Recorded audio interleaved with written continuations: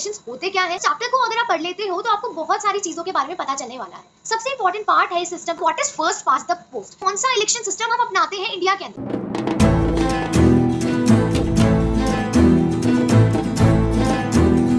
Hello class 11 students, welcome back to my YouTube channel. So आज हम political science का chapter number 3 that is election and representation, ये पूरा chapter अच्छे से वन शॉट में यानी कि इसी वीडियो के अंदर कवर करने वाले हैं। सो इलेक्शन और रिप्रेजेंटेशन के बारे में हम आपके इस चैप्टर में बात करने वाले हैं, यानी कि इलेक्शंस क्या होते हैं। इंडिया के अंदर एक मेथड होता है इलेक्शंस के लिए, FPTP, first past the post system. इसका इस्तेमाल किया जाता है इलेक्शंस करवाने के लिए। रिसेंटली अभी इलेक्शंस हुए थे 2024 के, जिसके अंदर एनडीए की जो गवर्नमेंट है वो सेंट्रल लेवल पे आई थी। सो ये क्या थे, ये इलेक्शंस थे। अब इस चैप्टर में हम समझने वाले हैं कि आखिर इलेक्शंस होते क्या है, इलेक्शंस कैसे कंडक्ट करवाए जाते हैं, कौन कौन से मेथड्स के थ्रू इलेक्शन करवाए जाते हैं, इंडिया ने कौन सा मेथड यूज किया है इलेक्शंस करवाने के लिए। So all these things we are going to cover in this particular chapter. और एक और इम्पॉर्टेंट चीज, ये जो आपका चैप्टर है ये कंप्लीटली अंडरस्टैंडिंग के ऊपर बेस्ड है। सो प्लीज थोड़ी देर के लिए अच्छे से यहीं पर आपका स्क्रीन पर ध्यान होना चाहिए। सो पढ़ रहे हो तो बिल्कुल सिंसियरली पढ़ो। So let's start with this chapter. So इस चैप्टर को अगर आप पढ़ लेते हो तो आपको बहुत सारी चीजों के बारे में पता चलने वाला है। इलेक्शंस करवाने के लिए बहुत सारे अलग अलग मेथड्स होते हैं, सो उनके बारे में आपको पता चल जाएगा। इंडिया ने जो सिस्टम अडॉप्ट कर रखा है इलेक्शंस करवाने के लिए, उसकी क्या क्या कैरेक्टरिस्टिक्स हैं उसका आपको पता चलेगा। साथ ही साथ फ्री और फेयर इलेक्शंस करवाने के पीछे जो प्रोविजंस हैं उनकी क्या इंपॉर्टेंस है, क्यों फ्री और फेयर इलेक्शंस होने चाहिए, इसके बारे में आपको पता चलेगा।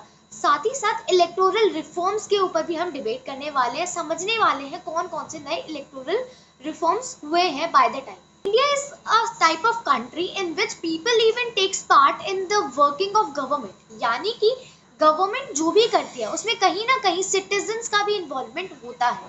फॉर एग्जाम्पल लोग क्या करते हैं, लोग वोट करते हैं, फिर लीडर्स चुने जाते हैं और वही लीडर्स आगे जो है रूल सेट करते हैं, रेगुलेशंस बनाते हैं और देश को चलाते हैं।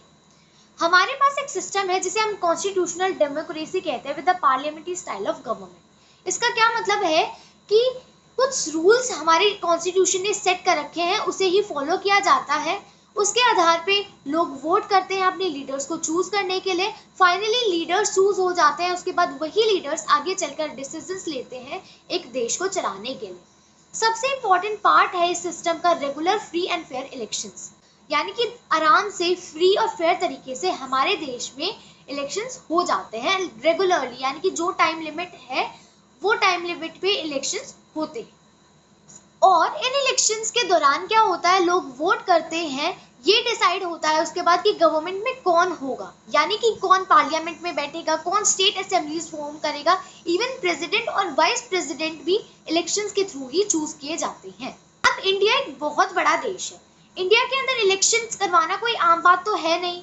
इलेक्शंस जब होते हैं ना तो ये एक बहुत बड़ी पब्लिक इवेंट हो जाती है और इलेक्शंस में बहुत ज़्यादा प्लानिंग, ऑर्गेनाइजिंग, कैंपेनिंग, इन सभी चीज़ों की ज़रूरत पड़ती है। अलग अलग पॉलिटिकल पार्टीज कैंपेन करती है, जो इलेक्शन कमीशन है जो इलेक्शन करवाता है उसका बहुत बड़ा रोल होता है, पब्लिक भी एंगेज होती है इलेक्शन के अंदर। तो एक बहुत बड़ी इवेंट हो जाती है सभी के लिए और इलेक्शंस के अंदर बहुत सारे लोग इन्वॉल्व होते हैं फ्री और फेयर इलेक्शंस करवाने के लिए, स्मूथली इलेक्शंस हो जाए इसलिए।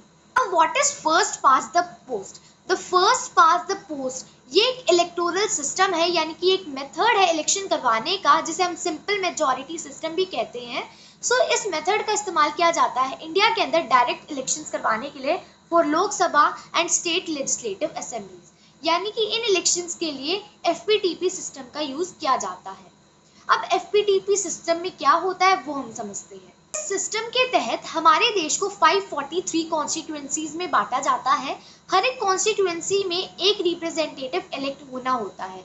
जो कैंडिडेट होता है जिसके पास सबसे ज्यादा वोट्स आते हैं वो विनर होता है उस पर्टिकुलर कॉन्स्टिट्यूएंसी का। यहाँ पर एक चीज नोट करने वाली है, जो विनिंग कैंडिडेट होता है उसे बाकी कैंडिडेट्स के हिसाब से सबसे हाईएस्ट वोट रिसीव करने होते हैं। ऐसा नहीं है कि कुछ मेजॉरिटी है वोट्स की, ऐसा नहीं होता, जो बल्कि दूसरे कैंडिडेट्स हैं उससे ज्यादा वोट्स होनी चाहिए। इसी वजह से इस सिस्टम को फर्स्ट पास्ट द पोस्ट या फिर वी कैन से प्लुरैलिटी सिस्टम के नाम से जाना जाता है।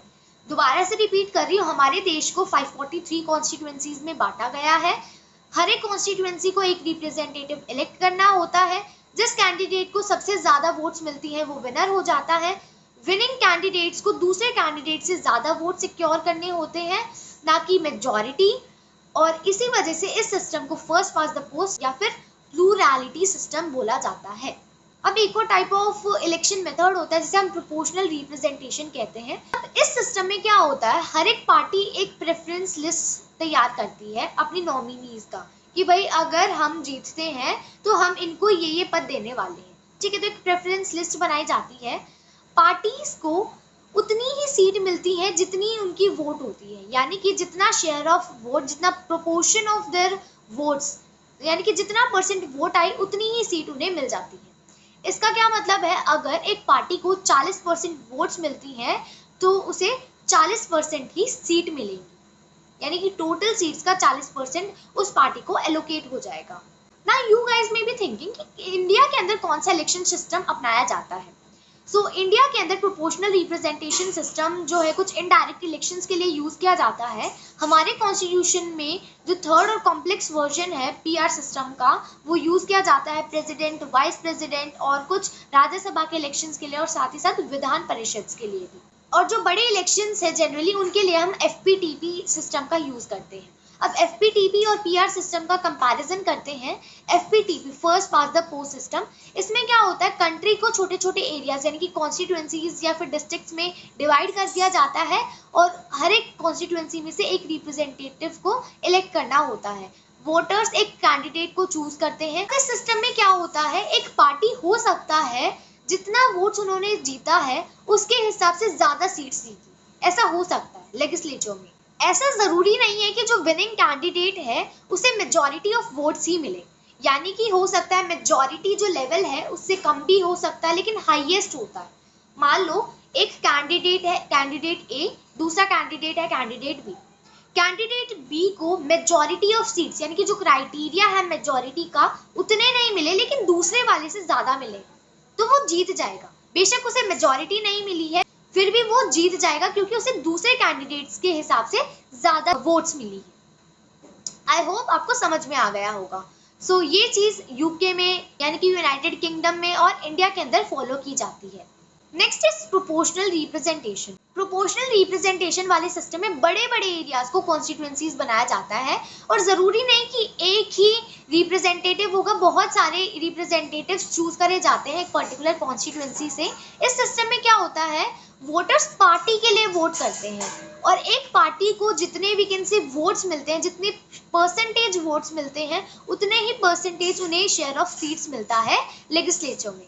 और इस सिस्टम के अंदर मेजॉरिटी वाला क्राइटेरिया फॉलो किया जाता है, यानी कि विनिंग कैंडिडेट वो होगा जिसके पास कम से कम मेजॉरिटी ऑफ वोट्स होनी चाहिए। एग्जाम्पल इसका Israel and Netherlands. So let's understand the advantages of FPTP system. आखिरकार हमने ये सिस्टम अपनाया है तो क्या एडवांटेजेस है इस सिस्टम के। The first pass the post system, ये एक बहुत पॉपुलर सिस्टम है क्योंकि ये इजी टू अंडरस्टैंड है, यानी कि कोई भी इसे समझ सकता है। जिसके पास सबसे ज्यादा वोट्स उसको मिल जाएगी सीट, वो जीत जाएगा। तो ऐसा होता है, ये इजी टू अंडरस्टैंड है, इसी वजह से हमने सिस्टम को अपनाया है। इस सिस्टम के अंदर एक एरिया होता है जिसे डिमार्केट कर दिया जाता है, जिसे कॉन्स्टिट्यूएंसी कहते हैं, और इसके अंदर सिर्फ एक ही रिप्रेजेंटेटिव को इलेक्ट किया जाता है। वोटर्स को सिर्फ एक कैंडिडेट को चूज करना होता है या फिर पार्टी को चूज करना होता है इलेक्शंस के दौरान। हमारी कॉन्स्टिट्यूएंसी है मान लो, तो इसमें हो सकता है कि वोटर्स पार्टी को देख के इस पर्टिकुलर कैंडिडेट को, हमारे पार्टी के कैंडिडेट को वोट करें, या फिर ये भी हो सकता है कि कैंडिडेट ने कितना अच्छा काम करा है इस आधार पे उसे वोट करें, या फिर दोनों चीजों को बैलेंस रख के भी एक पर्सन वोट कर सकता है। एफपीटीपी सिस्टम से एक पर्टिकुलर वोटर को चॉइस मिल जाती है पार्टी और इंडिविजुअल कैंडिडेट के बीच में चूज करने की। इस सिस्टम में क्या होता है, जो वोटर होता है उसे अपने लोकल रिप्रेजेंटेटिव के बारे में पता होता है कि ये पर्सन कैसा है, कि हाँ ये काम करने वाला है हमारे लिए या नहीं, और अगर वो नहीं करता है, उसने कुछ गलत कर दिया, तो उसके एक्शन के लिए उसे रिस्पॉन्सिबल भी ठहराया जाता है। इस वजह से ये सिस्टम बहुत ज्यादा हेल्पफुल है, बहुत ईजी टू अंडरस्टैंड है। कोई भी, मतलब कोई इलिटरेट पर्सन है तो वो भी समझ सकता है आखिरकार कैसे हमारा इलेक्शन हो रहा है। इस वजह से कहीं ना कहीं इंडिया ने FPTP सिस्टम को अपनाया। तो in class 12th you are going to study कि क्यों हमने FPTP सिस्टम को अपनाया। सो बेसिकली हमारा देश एक बहुत बड़ी पॉपुलेशन वाला देश था, साथ ही साथ बहुत ज़्यादा इलिटरेट पॉपुलेशन भी थी। सो ये इजी नहीं होने वाला था कि इतने बड़े इलिटरेट देश के अंदर इलेक्शन करवाए जाए। सो इस वजह से FPTP सिस्टम को लाया गया।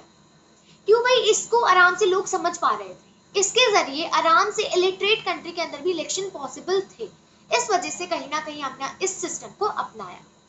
सो इट इज बिलीव्ड कि FPTP सिस्टम एक गुड चॉइस है इंस्टेड ऑफ PR सिस्टम एक स्टेबल गवर्नमेंट के लिए। देखो, जब PR बेस्ड इलेक्शंस होते हैं तो वो सूटेबल नहीं होते एक स्टेबल गवर्नमेंट के लिए पार्लियामेंट्री सिस्टम में। इस सिस्टम के काम करने के लिए एक मेजॉरिटी की जरूरत होती है लेजिस्लेचर के अंदर, जबकि जो सीट्स है वो डिस्ट्रीब्यूट होती है वोट शेयर के हिसाब से, यानी कि जितना परसेंट वोट आया उतनी ही सीट मिलती है इस सिस्टम में, PR सिस्टम में।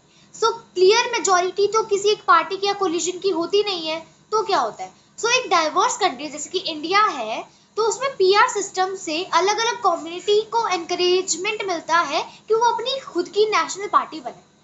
जबकि दूसरी तरफ हम FPTP सिस्टम की बात करें तो इससे क्या होता है, जो बोनस सीट्स है वो लार्जेस्ट पार्टी या फिर कोलिशन को मिल जाती है। इसमें वोट शेयर वाला सिस्टम नहीं होता कि भाई जिसकी जितनी परसेंट वोट उतनी ही उसको सीट मिलेगी, ऐसा कुछ नहीं होता है।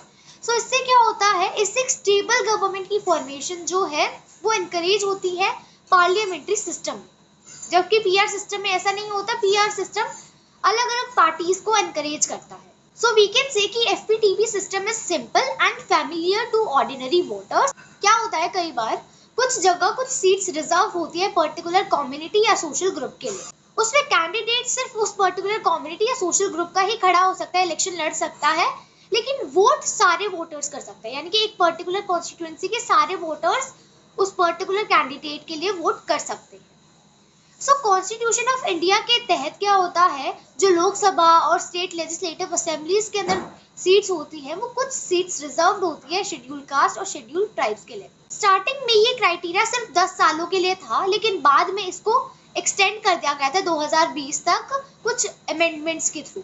सो किस पर्टिकुलर सीट पे रिजर्वेशन एक्सटेंड करना है ये पार्लियामेंट के थ्रू ही डिसाइड होता है। Now let's talk about delimitation commission. अब कौन डिसाइड करता है कि कौन सी कॉन्स्टिट्यूएंसी रिजर्व होगी और किस बेसिस पे ये डिसीजन लिया जाता है। तो जो डिलिमिटेशन कमीशन है ये एक इंडिपेंडेंट बॉडी होती है जो डिसाइड करती है किसी भी कॉन्स्टिट्यूएंसी की सीट का रिजर्वेशन।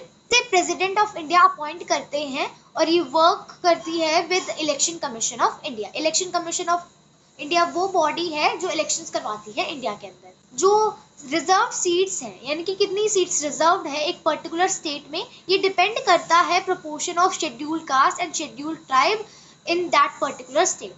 सो बाउंड्रीज ड्रॉ करने के बाद जो डिलिमिटेशन कमीशन है वो एनालाइज करता है population composition of each constituency. So seats कैसे रिजर्व की जाती है ST वाले लोगों के लिए। सो जिस कॉन्स्टिट्यूएंसी के अंदर सबसे ज़्यादा ST रेजिडेंट्स रहते हैं तो वहाँ पर उस पर्टिकुलर कॉन्स्टिट्यूएंसी की सीट को रिजर्व कर दिया जाता है। अगर हम बात करें शेड्यूल कास्ट की, तो शेड्यूल कास्ट के अंदर डिलिमिटेशन कमीशन दो चीज़ों को, दो फैक्टर्स को कंसिडर करता है। पहली चीज़, ये उस कॉन्स्टिट्यूएंसी को सिलेक्ट करता है जिसके अंदर SC रेजिडेंट्स की पॉपुलेशन ज़्यादा होती है, प्रोपोर्शन ज़्यादा होता है। दूसरी चीज़, ये डिस्ट्रीब्यूट करता है इन कॉन्स्टिट्यूएंसीज को थ्रू आउट द स्टेट।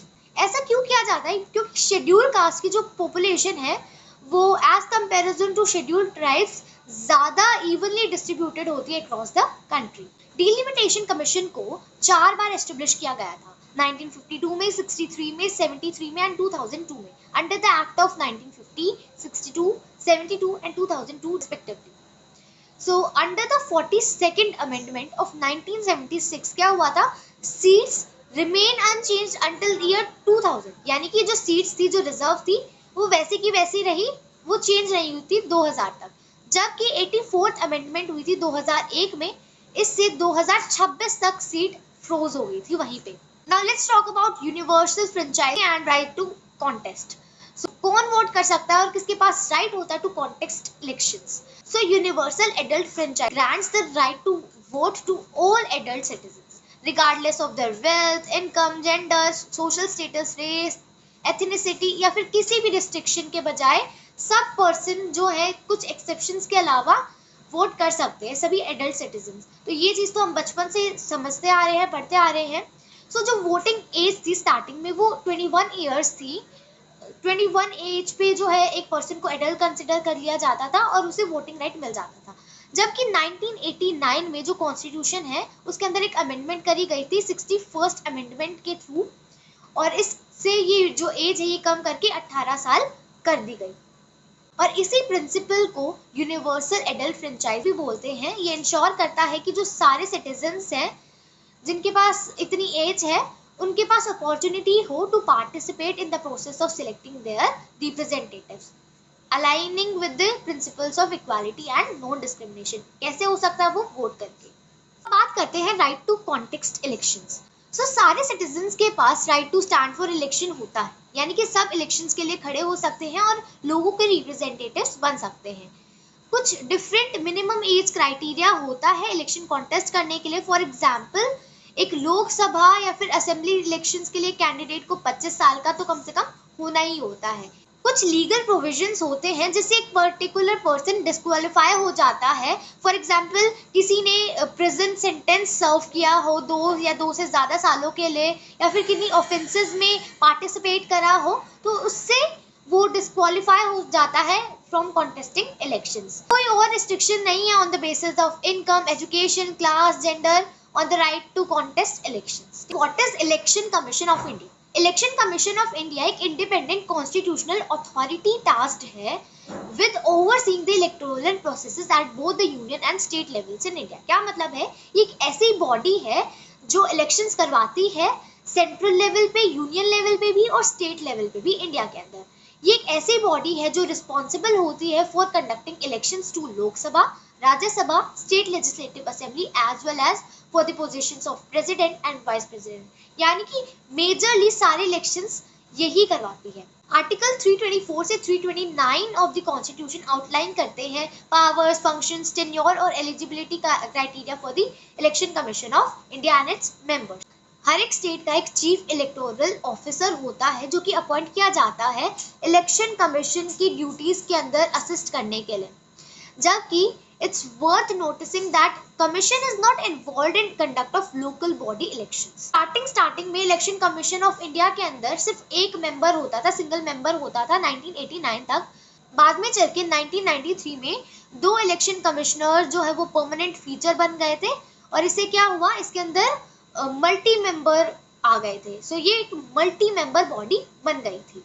सो आज के टाइम पे एक सिंगल मेंबर नहीं होता है, मल्टी मेंबर बॉडी बन चुकी है हमारी इलेक्शन कमीशन ऑफ इंडिया, क्योंकि इतने लार्ज स्केल पे इलेक्शन करवाना है, सो रिस्पॉन्सिबिलिटी भी तो काफी हाथों में होनी चाहिए। और let's talk about multi member commission. So अभी हमने क्या बात करा कि इलेक्शन कमीशन एक मल्टी मेंबर बॉडी है। सो एक मल्टी मेंबर इलेक्शन कमीशन से क्या होता है, इससे पावर शेयरिंग बढ़ती है और इससे अकाउंटेबिलिटी भी कहीं ना कहीं बढ़ती है। चीफ इलेक्शन कमिश्नर होते हैं, ये लीड करते हैं इलेक्शन कमीशन को, लेकिन इनके पास कोई ज्यादा अथॉरिटी नहीं होती है दूसरे इलेक्शन कमिश्नर्स के हिसाब से। ये सारे मिल के डिसीजंस लेते हैं और इनके पास इलेक्टोरल मैटर्स के regarding equal decision making power होती है। अब बात करें इनके अपॉइंटमेंट की, तो इनके अपॉइंटमेंट को करता है president of India based on the recommendation of council of ministers. हमारे कॉन्स्टिट्यूशन के अंदर इनके टेन्योर के बारे में लिखा हुआ है, इलेक्शन कमिश्नर्स के टेन्योर के बारे में, साथ ही साथ जो CEC है उसके बारे में भी। ये सर्व करते हैं 6 ईयर टर्म के लिए until they reach the age of 65 years. जो CEC है, it can be only removed before the end of the term if both houses of the parliament recommend such action with a special majority. यानी कि बहुत मुश्किल होता है, दोनों houses, Rajya Sabha, Lok Sabha, दोनों ही हाउसेज के अंदर एक स्पेशल मेजॉरिटी होनी चाहिए। सो ये जो प्रोविजन है इससे कहीं ना कहीं रूलिंग पार्टी कहीं इनको रिमूव ना कर दे चीफ इलेक्शन कमिश्नर को, ये कहीं ना कहीं ये प्रोबेबिलिटी कम ही हो जाती है, पॉसिबिलिटी कम ही हो जाती है। तो इस वजह से कहीं ना कहीं फेवरेटिज्म नहीं देखने को मिलता है इलेक्शंस के अंदर, इस वजह से हमारी इंडिया के अंदर फ्री और फेयर इलेक्शंस हो पाते हैं। What are the functions of election commission of India? जो इलेक्शन कमीशन है इंडिया का, it is interested with wide array of responsibility, बहुत सारी रिस्पॉन्सिबिलिटी है, जो है रेगुलरली अपडेट करते रहते हैं वोटर्स लिस्ट को, ताकि एक एक्यूरेसी बनी रहे और कंप्लीटनेस रहे। ये इंश्योर करते हैं कि जो कोई भी एरर्स है ये एलिमिनेट होते रहे वोटर्स लिस्ट के अंदर, such as inclusion of ineligible और नॉन एग्जिस्टेंस इंडिविजुअल, और जो एलिजिबल वोटर्स हैं उन्हें एक्सक्लूड करा जाए। ठीक है, तो ये चीज़ें ये ध्यान में रखते हैं, यानी कि ये कुछ काम होते हैं इलेक्शंस को करवाने से रिलेटेड जो कि हमारा इलेक्शन कमीशन का फंक्शन बनता है। ये टाइमिंग्स बताते हैं इलेक्शन के, एक कॉम्प्रिहेंसिव इलेक्शन शेड्यूल ये देते हैं जिसके अंदर क्रूशल डेट्स होती हैं, जैसे कि notification of elections, nomination filling period, scrutiny deadline, यानी कि अगर आप इलेक्शंस में पार्टिसिपेट करेंगे आगे जाके तो आपको पता चलेगा ये क्या क्या चीज़ें हैं, polling date, result declaration date, तो ये सारी चीज़ें इलेक्शन कमीशन का फंक्शन होती हैं, वही डिक्लेयर करते हैं ये सारी चीज़ों को।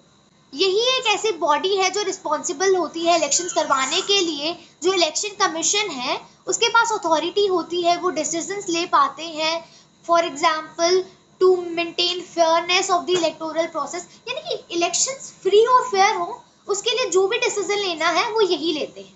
कई बार कुछ बुरे हालात हो जाते हैं तो वो कमीशन जो है पोस्टपोन भी कर देता है, इलेक्शन को कैंसिल भी कर देता है, नेशनल, स्टेट या कॉन्स्टिट्यूएंसी लेवल पे, किसी भी लेवल पे जाके कैंडिडेट्स के लिए, साथ ही साथ पार्टीज के लिए एक मॉडल कोड ऑफ कंडक्ट भी ये प्रिपेयर करता है। ये रीपोल भी जो है ऑर्डर कर देता है, ऑथोराइज्ड है ये रीपोल ऑर्डर करने के लिए। अगर काउंटिंग प्रोसेस में कोई भी अनफेयर चीज देखने को मिलती है, फ्लॉ देखने को मिलता है, सो ये रीपोल भी जो है एक बार ऑर्डर कर सकता है। साथ ही साथ पॉलिटिकल पार्टी को रिकॉग्निशन देना, उनको सिंबल्स देना, ये भी इसी के हाथ में होता है, जो कि इलेक्शंस के दौरान यूज किए जाते हैं एक कैंडिडेट को दूसरे कैंडिडेट से डिस्टिंग्विश करने के लिए या फिर पार्टीज को डिस्टिंग्विश करने के लिए। So let's talk about electoral reforms. Finally this will be the last topic of this chapter. So elections बहुत इंपॉर्टेंट होते हैं इंडिया जैसे देश के लिए, क्योंकि India is one of the biggest democracy in the world. So elections करवाने बहुत ज़रूरी होते हैं, और खास करके फ्री और फेयर इलेक्शंस, एंड हर एक पर्सन के वोट की एक इम्पॉर्टेंस होती है। सो इस वजह से रूल्स ऑफ इलेक्शंस को रेगुलरली अपडेट किया जाता है। कुछ एक्सपर्ट्स ये भी कहते हैं कि हमें अपना मेथड ऑफ वोटिंग चेंज कर देना चाहिए। We should shift to proportional representation system. इससे क्या होगा, जितना जिसको वोट मिलेगा उतनी ही सीट मिल जाएगी। So this will be good for the country. Party के लिए भी उसका इक्वल शेयर मिल जाएगा, उसको जितने वोट्स मिल रहे हैं, तो ये अच्छा रहेगा। कुछ एक्सपर्ट्स ऐसा भी मानते हैं। कुछ और भी लोग हैं जो कहते हैं कि ज्यादा से ज्यादा विमेन को गवर्नमेंट का पार्ट बनना चाहिए। इस वजह से वो कहते हैं कि लगभग 1/3 ऑफ द पीपल विमेन ही इंचार्ज होनी चाहिए गवर्नमेंट का। ठीक है, तो उन्हें मतलब वीकेंड से रिजर्वेशन मिलना चाहिए, कुछ लोगों का ये भी मानना है। साथ ही साथ हमें एक नजर रखनी चाहिए मनी के ऊपर भी, इलेक्शंस में कितना पैसा खर्च करा जा रहा है। कुछ रूल्स रेगुलेशंस बनानी चाहिए, ये एक कैंडिडेट सिर्फ इतना ही पैसा खर्च कर सकता है, इलेक्शंस के दौरान सिर्फ इतना ही पैसा खर्च कर सकता है। और कुछ ऐसे भी प्रोविजंस होने चाहिए so that government should also help out with the cost. It is also important to have rules about who can run for elections. अगर कोई अक्यूज्ड है किसी क्राइम से, यानी कि किसी ने कुछ क्राइम किया है या फिर they are waiting for their court case, तो मतलब कुछ कंडीशंस के अंदर उन्हें अलाउ नहीं किया जाना चाहिए। साथ ही साथ पॉलिटिशियंस को अलाउड नहीं किया जाना चाहिए टू यूज समवन्स कास्ट और रिलीजन टू गेट वोट्स। तो कुछ ऐसे रूल्स बनाने की आज भी जरूरत है। हम कह सकते हैं कि कुछ क्लियर रूल्स और रेगुलेशंस होने चाहिए पॉलिटिकल पार्टीज के लिए, ताकि फ्री और फेयर इलेक्शन हो सके, सभी के लिए इलेक्शंस ओपन रहे। सो इसके लिए भी कुछ रूल्स और रेगुलेशंस की जरूरत है। सो बहुत सारे वीकेंड से अपडेट्स हुए हैं, बहुत सारे नए रूल्स आए हैं, टाइम टू टाइम आ रहे हैं, चेंज हो रहा है बहुत कुछ, लेकिन it is not sufficient. Change आ रहा है, अच्छी बात है, बट ये सफिशिएंट नहीं है, और भी बहुत सारे चेंजेस लाने की जरूरत है। वो चेंजेस क्यों नहीं आ रहे हैं? क्योंकि वो लाना ही नहीं चाहते। जो पावर में है उनके लिए चेंजेस लाने जरूरी हैं, and they are not able to bring it. So there are still many changes to come. So अगर वो आ जाते हैं तो और भी फ्री और फेयर हमारे इलेक्शंस हो पाएंगे, एंड और भी वीकेंड से ओपननेस बढ़ेगी। So that's all. I hope आपको ये चैप्टर बहुत अच्छे से समझ में आया होगा। If there is any doubt you can comment me down in the comment section, and till then channel को जल्दी से सब्सक्राइब कर दीजिए for next video, upcoming videos. Till then, keep watching, keep learning. Bye bye.